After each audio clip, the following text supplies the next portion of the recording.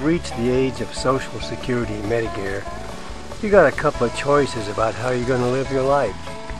You can sit back in the lazy boy and watch TV, or get on a motorcycle seat and watch the world go by, real close and personal. What's going to be in your hand? The remote control of the throttle. We choose to take the fast track on two wheels. It's time for more sights, more smells, more sounds, and more adventures. Oh well, there goes the children's inheritance. I call our Kawasaki 250 motorcycles Goldilocks machines. Powerful enough to go just about anywhere, but not too heavy to pick up if they tip over.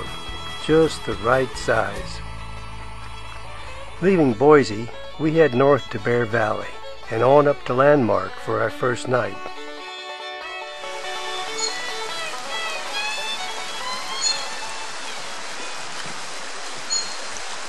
Oh, there's nothing like a little toddy after a long, hard ride.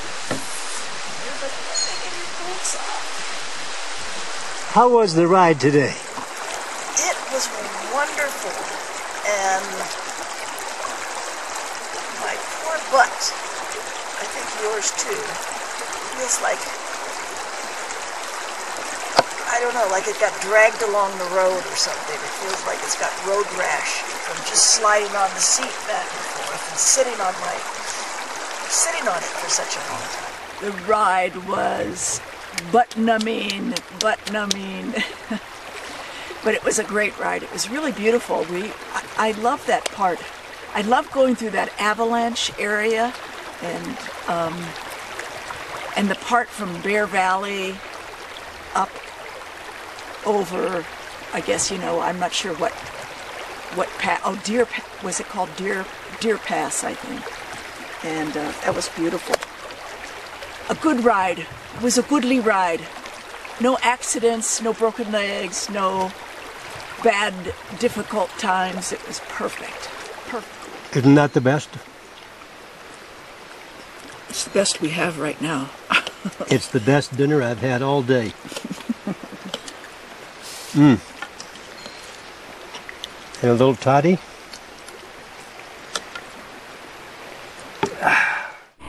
There's a good Forest Service dirt road from Landmark to Yellow Pine. We're alone on the road, just gliding through the trees beside Johnson Creek. There's no rush, so we cruise along at a comfortable speed and just enjoy the moment. It's our own private wilderness.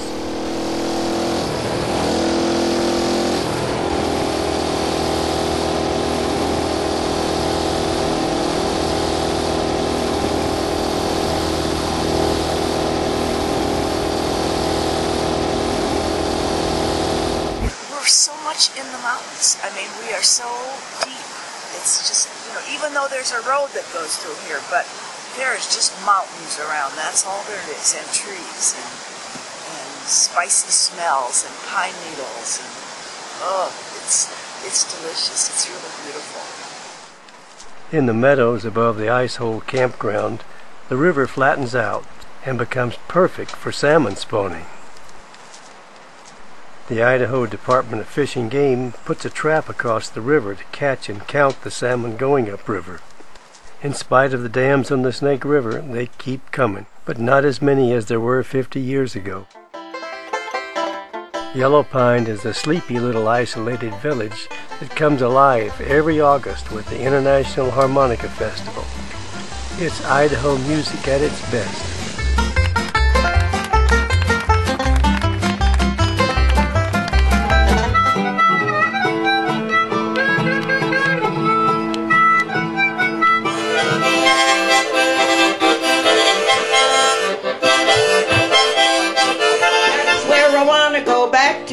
Idaho, back where your friends are true. I'll build a little nest out in the golden west underneath the skies of blue.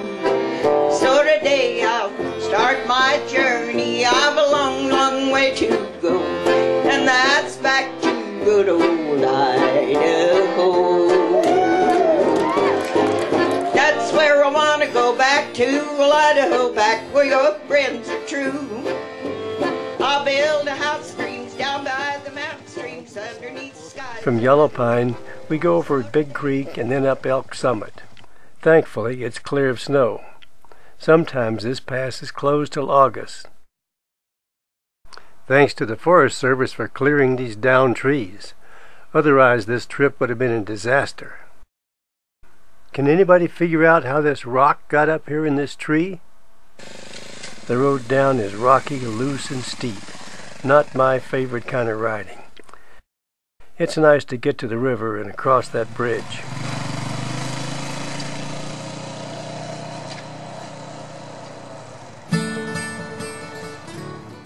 We've seen a lot of downed trees cut up and moved off the road, but here above McLean Ranch, we run into one that hasn't been cleared. Lucky for us, we can knock off a few branches and squeeze under it. Getting stuck here for a day or so would be a real bummer.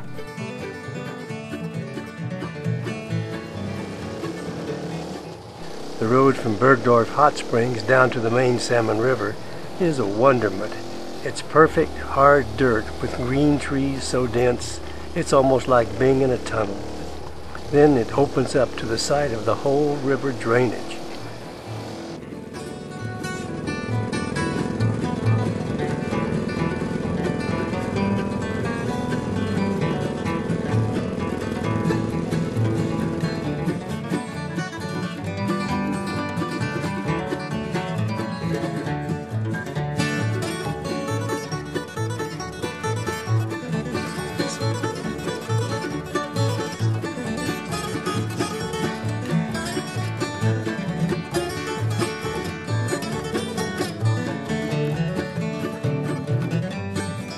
The road's only one lane wide, so when cars meet, one of them may have to back up to find a wide enough spot for the two to pass.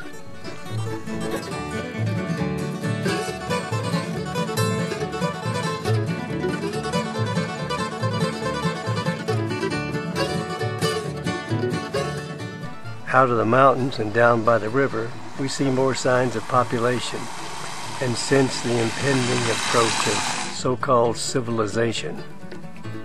Everybody wants to get out of town and play at the river's edge.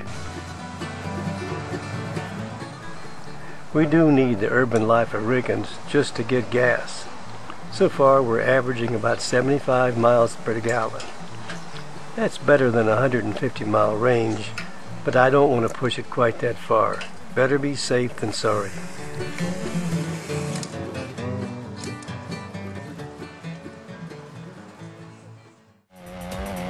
Perhaps the worst part of the trip is on Highway 95 from Riggins to Whitebird. This is a full-on high-traffic road with lots of cars and big trucks.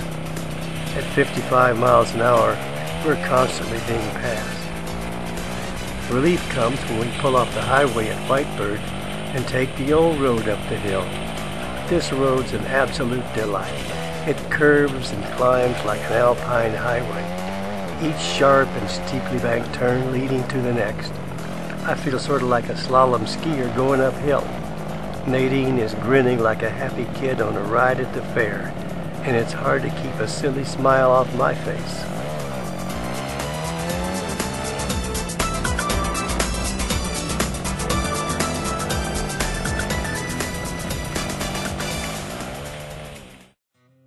In Grangeville, we give in to the lure of comfort and check into a motel for a shower, a real bed, and some TV. The next day, we meander up the Clearwater River Canyon, taking in the sunshine on the trees and cascading water. Elk City is the last place for getting gas, ice cream, and whiskey before taking on the famous Magruder Corridor. This primitive dirt road follows the old Nez Perce Trail and is a narrow path carved through the Frank Church wilderness. The weather looks good for a few days and we have plenty of food and extra gas, so we give it a go. We'd rather go slow and easy and camp in the middle.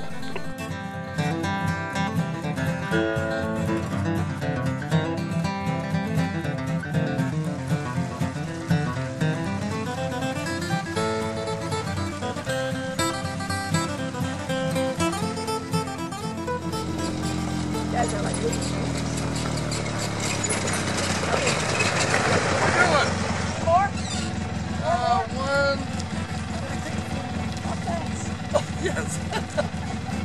So how's the road from here on up? Better or worse? About the same. Yeah. About the same. Not bad. But you got 4 wheels. Yes. But you can go between the rocks on this. Yeah, that's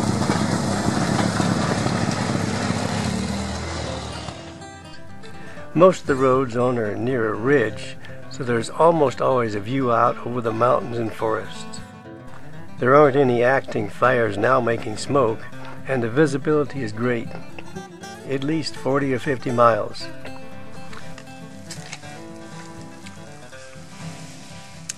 Boy.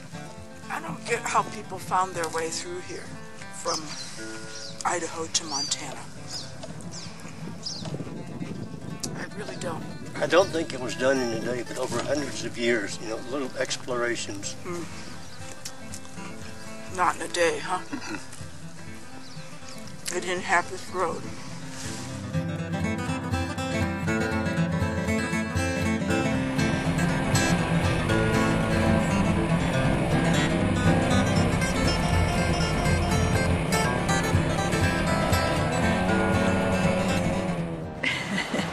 I think the high point was something like 7,900 feet.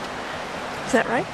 Anyway, when we started out this morning from Poets Creek, I think I was definitely a little bit anxious because we had been getting reports of it's really rocky, and we had a report from a guy yesterday who said, yeah, there are these switchbacks with sort of like slippery rock and sand over them.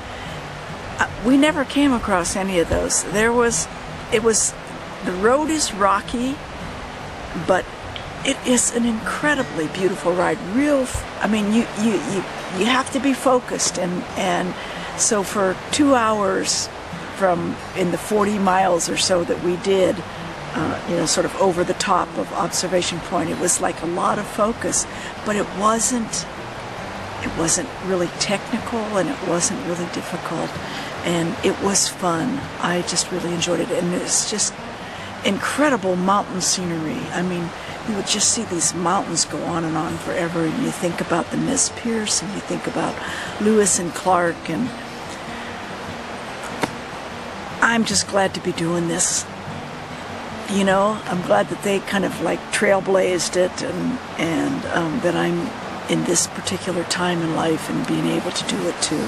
So it was wonderful, and I'm eager to do it again and explore some of the side trails.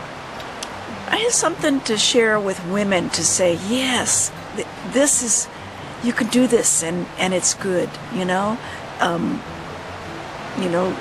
build yourself up to a point where it's sort of like you feel comfortable doing it. But I love it. I just I'm really happy. I told Bill I don't need to take I told Pete I don't need to take any more happy pills. It's like he just needs to keep me on a motorcycle going up and down hills, and hey, life is good. Do you think that Social Security is any detriment to being on a bike? I haven't noticed any detriment so far, so no, age doesn't seem to be a factor here. It's sort of...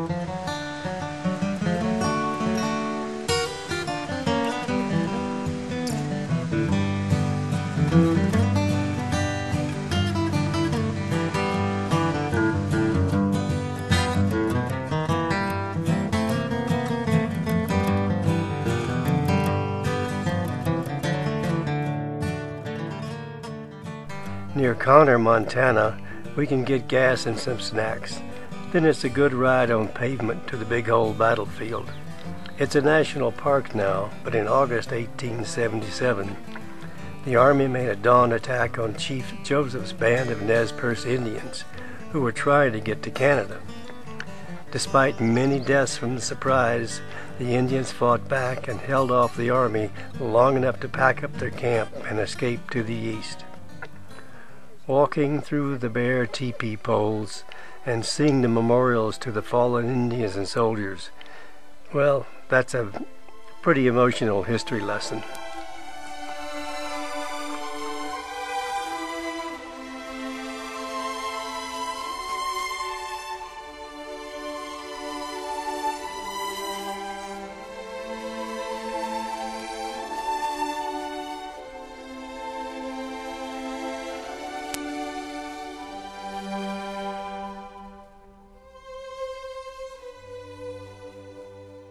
The weather's holding good, so lots of motorcycles are on the road. Some are pretty plush, and some are just plain weird. The dirt road south from Wisdom's in real good condition. Firm dirt with few rocks or little soft sand. Stopping early at the Reservoir Lake campground leaves us lots of time for relaxing and cooling off. Nadine thinks the water is just perfect and the ideal place to get rid of the road dust. Works for her.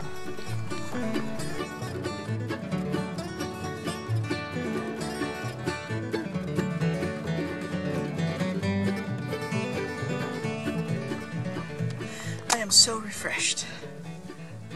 Was it worth the ride getting here? Yeah, it's a good end of the day. Refreshing. It's good. Life is good. Life is good.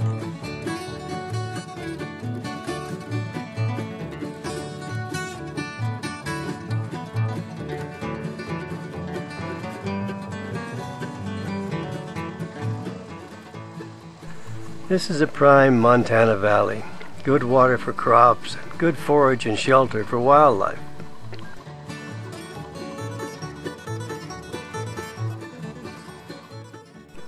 A lot of the ranches here have been around for over 100 years. The cowboys don't worry about traffic when driving to work. They probably don't even get the news and emails on their iPhones.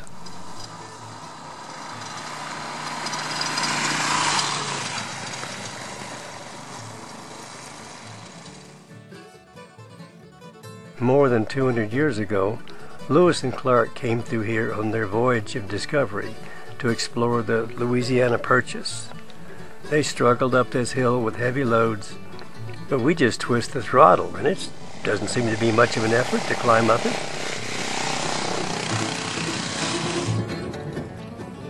Lemhi Pass was their first crossing of the Continental Divide.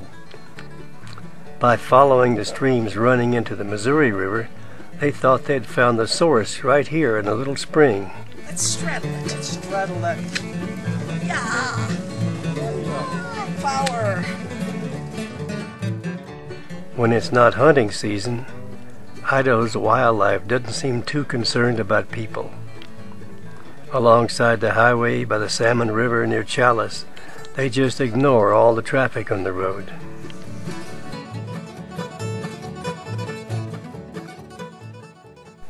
Out of Chalice, there's a road called the Custer Motorway that runs about 50 miles through the wilderness to the old ghost town of Custer, sort of like the Magruder Corridor Road. Narrow and rough is just what we're looking for.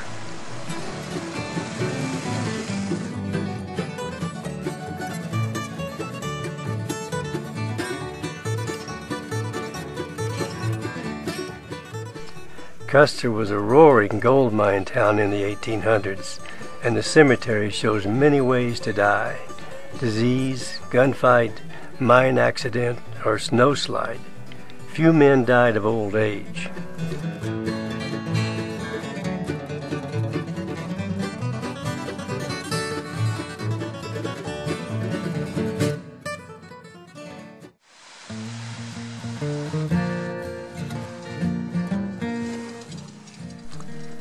Heading home from an overnight stay in Sun Valley, we see an unusual sight on the back road above Fairfield. Buffalo. These guys look pretty bad, but apparently it's just their coarse winter fur coming off before growing the next one. I think that they'd be happier on the open range than locked up here in this dusty corral. There's no better and happier way to come home than to find out that your dog still recognizes and loves you. And we've missed him too. Dude! How much? How much?